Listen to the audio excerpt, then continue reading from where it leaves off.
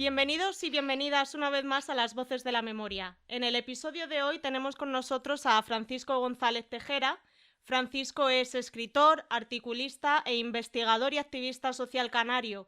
Lleva prácticamente toda su vida dedicada a las investigaciones de los crímenes franquistas en las Islas Canarias. Francisco, bienvenido, es un honor tenerte con nosotros hoy. Hola, ¿qué tal? El honor es mío. Tengo entendido que uno de tus libros, que para los que no lo sepáis tiene una trilogía que se llama Crónica del genocidio franquista en las Islas Canarias, tengo entendido que uno de tus libros forma parte de las pruebas aportadas a la querella argentina. Sí, el libro Tormenta en la Memoria se aportó como prueba con sus relatos, como son basados en entrevistas a personas que sufrieron la represión en Canarias, pues esa demanda que se incorporó a la querella argentina con 1.800 asesinatos, aunque fueron muchos más, pero logramos recopilar 1.800, pues el libro se incorporó también a la querella argentina, fue solicitado por la jueza Servini en este caso. Y te quería preguntar, ahora con todo el revuelo que se ha armado con el anuncio del anteproyecto de ley de la memoria democrática, ¿qué te parece a ti eso? Como, ya no solo como víctima, sino como persona que lleva dedicado a esto toda su vida. ¿Qué te parece a ti? ¿Qué opinión tienes? Hombre, vamos a ver, esperemos que sea una ley decente y en condiciones, que aunque llegue tarde es necesaria.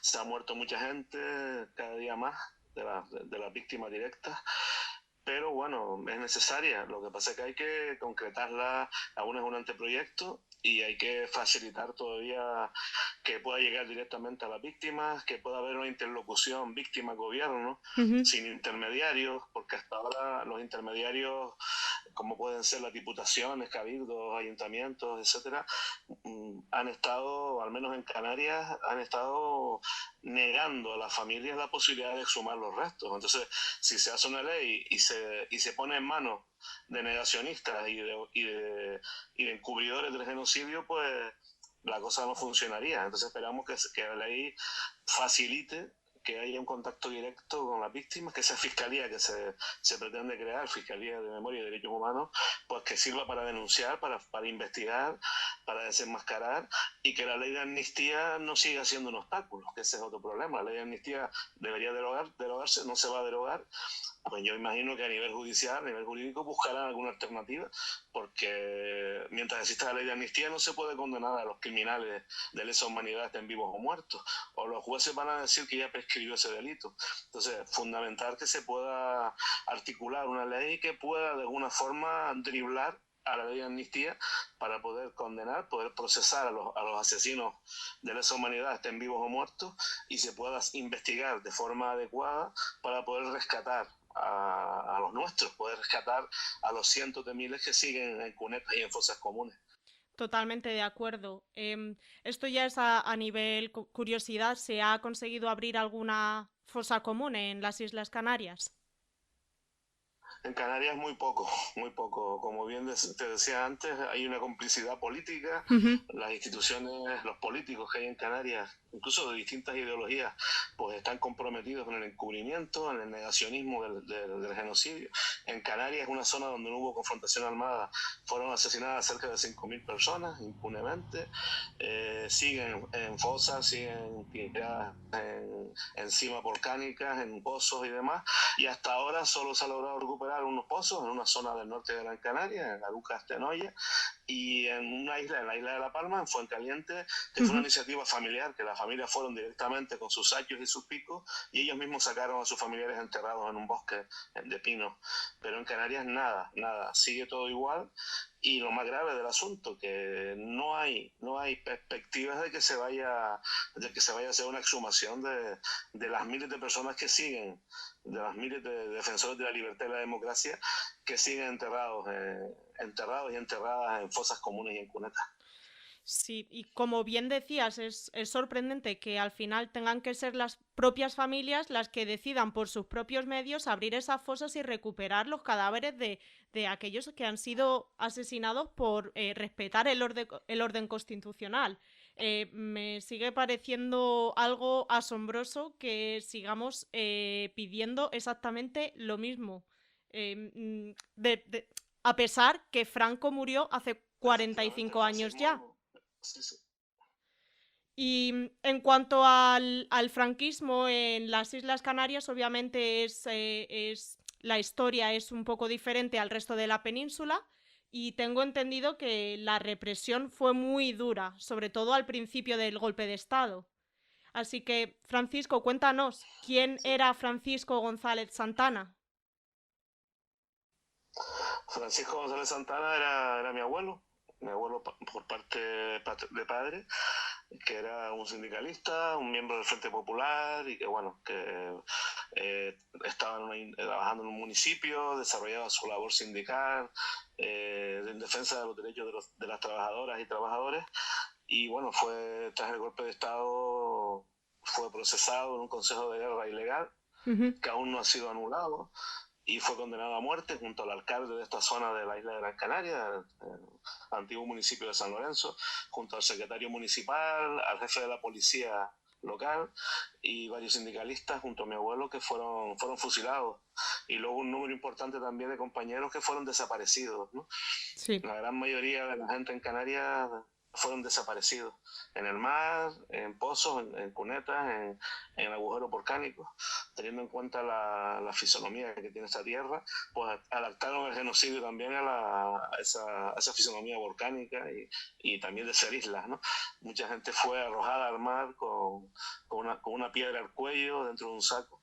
Y bueno, mi abuelo pues era una persona que trataba de mejorar las condiciones de vida en esa etapa, en esos tiempos donde había mucha explotación, mucha Ujú. miseria, mucha pobreza, mucho caciquismo. Sí. Y entonces, bueno, era uno más que estaba ahí luchando desde el movimiento sindical, la Federación Obrera de Canarias, pues para reconocer y los derechos, reconocer los derechos de la clase trabajadora. Y me cuentas que les fusilaron, se les conoce como los 5 de San Lorenzo, ¿verdad? Me preguntabas por los fusilados, ¿no? Sí, Los sí, fusilados de San Lorenzo. sí, Sí, exacto. bueno, los fusilados, exacto. Bueno, mi abuelo era uno de los cinco, los conocidos como los cinco de San Lorenzo. Esta es en la zona de medianía de la isla de Gran Canaria, que fueron procesados y fueron acusados de rebelión, de delito de rebelión, simplemente por defender la democracia, por defender la libertad, y en un consejo de guerra sumarísimo fueron condenados a muerte y fusilados el 29 de marzo del 37 a las 4 de la tarde.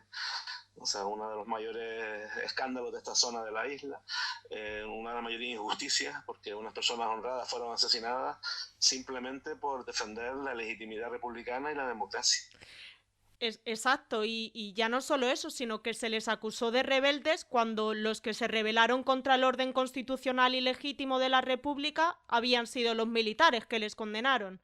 Ese cambio de narrativa a mí todavía me sigue sorprendiendo y me sigue pues causando estupor cómo consiguieron cambiar la historia, porque al final es un cambio de historia y también te quería preguntar por Braulio González García. Esta historia es algo que me afectó mucho cuando me enteré y quería que nos contases qué es lo que sucedió exactamente con Braulio.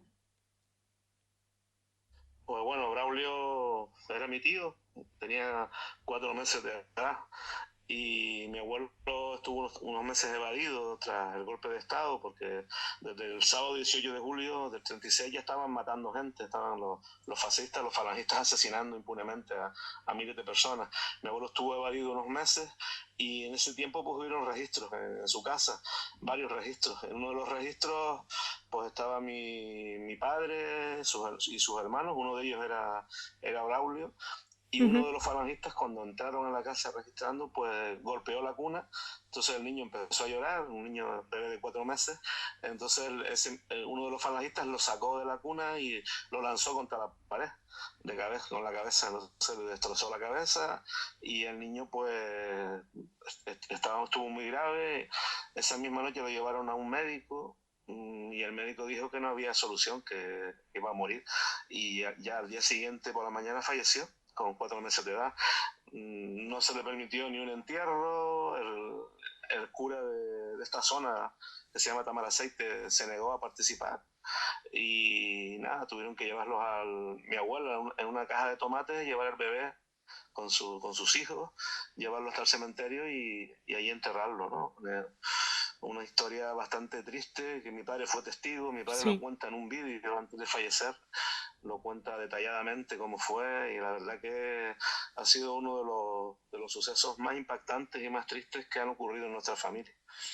Es absolutamente estremecedor. Yo cuando me enteré, creo que además he visto el vídeo que estás comentando y es estremecedor. Tuve que pararlo y continuar un poco más tarde porque no conseguía quitármelo de la cabeza cómo se puede hacer eso a un niño inocente. Es que es algo que debería juzgarse como un genocidio, porque al final de lo que estamos hablando es un genocidio, crímenes de lesa humanidad, que todavía no se han juzgado, que hay muchísimos inconvenientes, que nos ponen muchas trabas por medio para incluso ya recuperar la historia. Ya no es solo recuperar los huesos o abrir fosas comunes, sino recuperar nuestra historia, saber realmente lo que pasó, a cuánta gente le pasó y poner un poco de en cierto sentido, de verdad en nuestras vidas, de historias que se han quedado en silencio durante 40 años, que si no empezamos a recuperarlas ahora, como bien decías antes, están falleciendo los que lo vivieron de primera mano, las víctimas directas, y si no conseguimos recuperar nuestras historias, las vamos a perder, y al final van a ganar esa narrativa que nos impusieron, que no es verdad.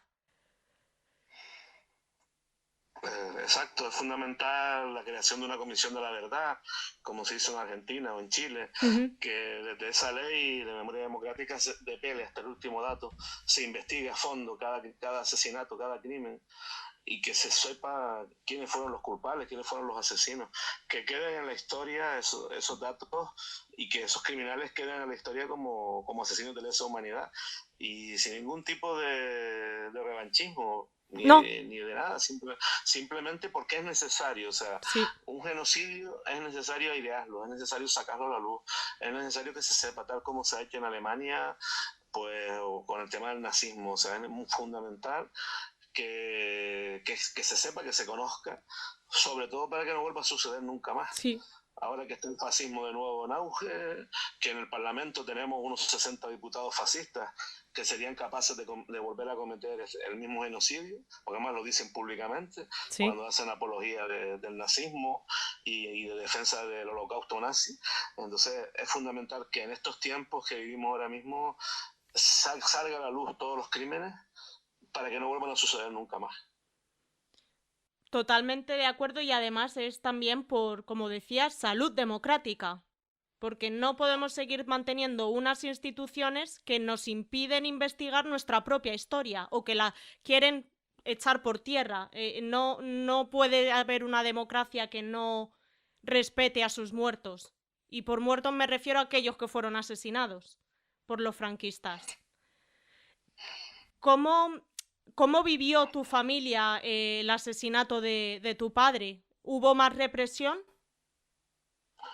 Claro, porque mi abuelo fue fusilado.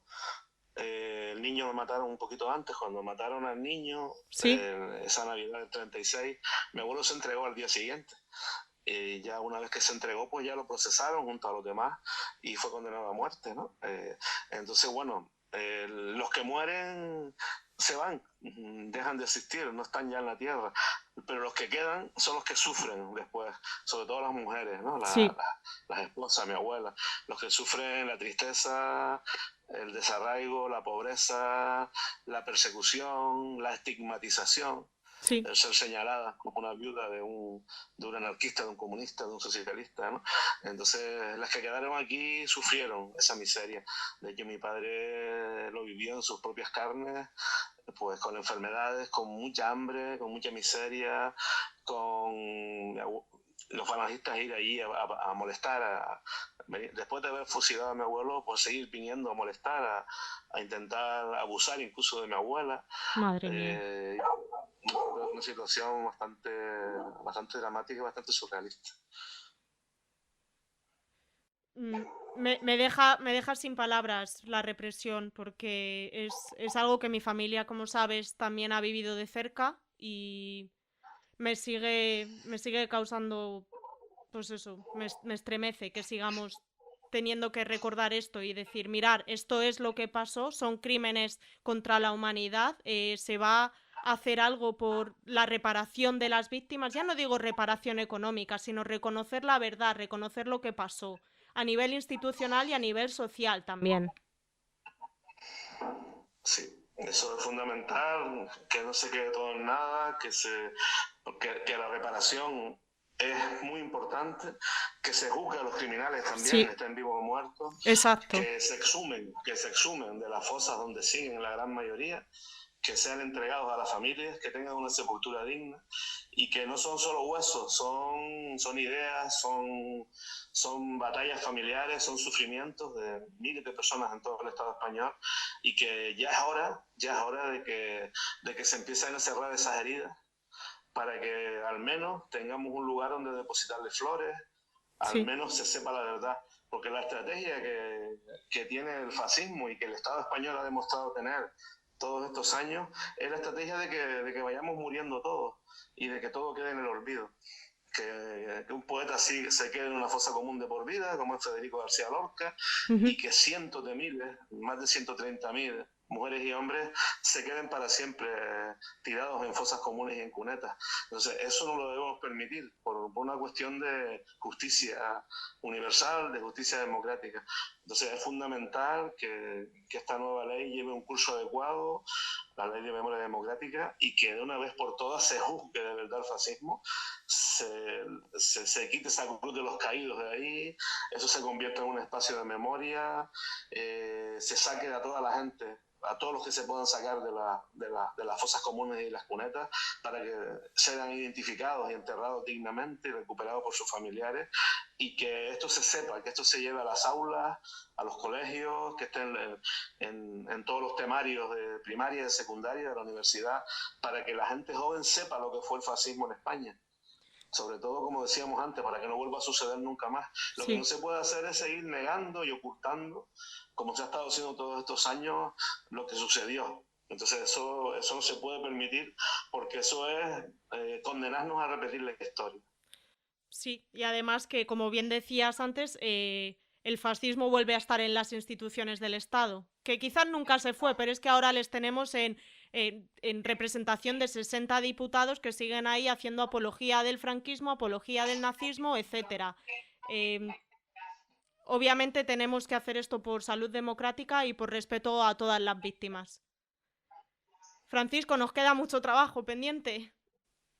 Sí, queda mucha labor, son muchos años de lucha, pero hay que seguir sobre todo por nuestros muertos, por nuestras muertas, por todas las personas que fueron asesinadas en defensa de la libertad y la democracia, por todas las personas que se han quedado en el camino, que son también miles, personas que luchaban también por la memoria democrática y que se han ido muriendo. O sea, me viene a la memoria Asunción Mendieta, me viene a la Sí. memoria gente que estuvo ahí hasta el último momento tratando de recuperar sus restos. Entonces, por todas esas personas debemos hacer un esfuerzo titánico para seguir adelante, para conseguir la reparación, para conseguir la justicia y conseguir que la verdad sea lo que presida la historia de España, no la mentira y la ocultación y el negacionismo del fascismo.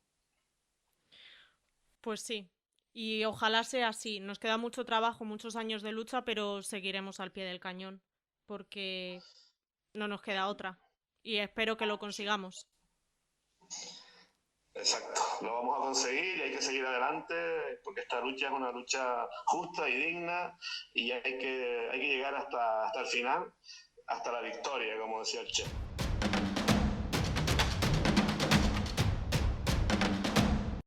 Francisco, muchísimas gracias. Ha sido todo un honor tenerte y aprender contigo, sobre todo aprender.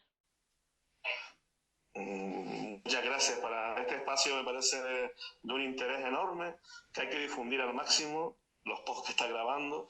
Y yo creo que es una iniciativa que te honra, que también como defensora de la memoria histórica y como estudiosa de la historia de España. Yo creo que hay que seguir, te animo a que sigas adelante, que hay mucha gente por ahí que tiene mucho que contar sobre esta lucha. Muchas gracias. Yo lo hago pues por lo mismo, porque al final soy familiar también de una víctima y no me parece justo lo que ha sucedido en España, ni en mi familia ni en todas las familias que lo han vivido. Es por justicia social, justicia universal.